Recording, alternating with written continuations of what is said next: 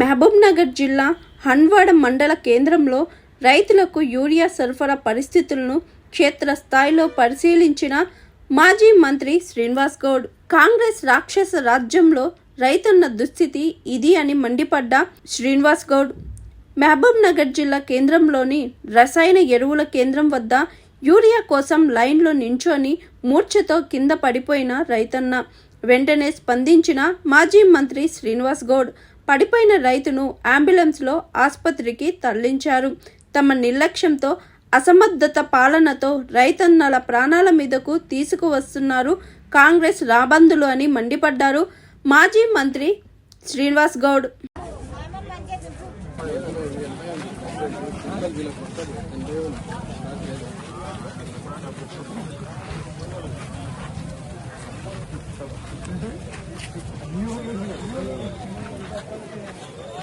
బ్యాంకులు అకౌంట్ వేసి సీజన్ రాగానే టకటకటకమని చెప్పి రైతు బంధు ఇచ్చి రైతు బీమా చచ్చిపోతే రైతు 5 రోజులు రాకముందు అకౌంట్లో 5 లక్షలు వేసి 2 గంటలు పొద్దున్నెట్టి రావడానికి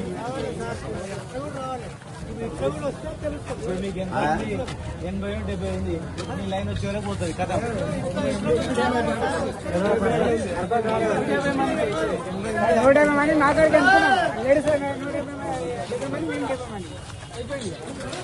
అరే మీకు ఏనాడన్నా 5 ఏళ్ళకి కొరత వచ్చిందా? ఏమే వచ్చిందా? వచ్చిందా? బాబు మహిళలు చాలా మంచి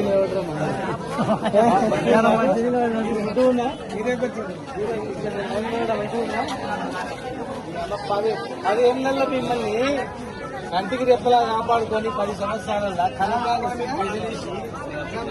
నల్లబెట్టి బాత్రూమ్ కట్టి పిండి చదువు పెట్టి కనంలో కూడా బియ్యం కొనుక్కొని మీ బ్యాంక్ అకౌంట్ వేసి 5 లక్షపోతే 5 లక్షల రూపాయలు బ్యాంక్ అకౌంట్ వేసి రైతు బంధు 10,000 రూపాయలు బ్యాంక్ వేసి మీకు 2,000 రూపాయలు పెన్షన్ చేస్తే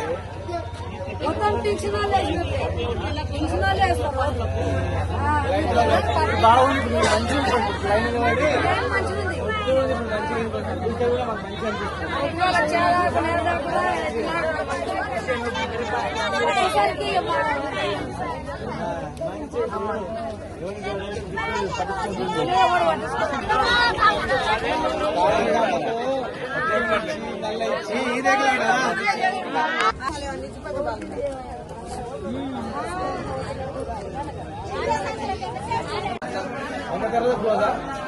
లైన్ లో ఉన్నారు వాళ్ళు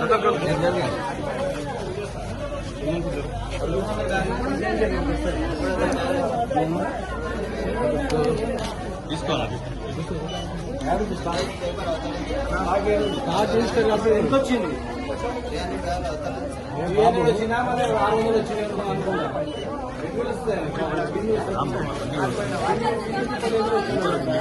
అయిపోయిందంటే వాళ్ళు ఏమి ఏడవాలి అయిపోయింది. దాని వరకు వస్తారు అంతే. ఎన్ని ఎకరాలు ఉందంటే ఎకరానికి ఇవ్వాలి కానీ 2 ఎకరాలకు ఇస్తే ఏమి సరిపోతుంది? 2 రోజులే కూర్చో ఎత్తుకపోయినా కష్టపడాలి. ఎత్తుకపోతారు ఎవరు ఎత్తుకపోతారు మనిషికి ఆధార్ కార్డు ఉండే అంతే. ఆధార్ కార్డు 2 ఇస్తాయి. 10 ఎకరాలు 5 ఎకరాలు ఎప్పుడన్నా ఇన్నేళ్ళ జరిగింది అట్లా 10 ఎకరాలు ఉన్నప్పుడు జరిగింది అట్లా జరగలేదు. మరి అడుగుతలేరు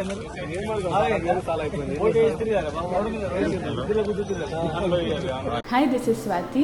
లైక్ చేయండి, షేర్ చేయండి, కమెంట్ చేయండి అండ్ సబ్స్క్రైబ్ చేయండి GR TV. Hi, this is Monica. Please like, share and subscribe GR TV.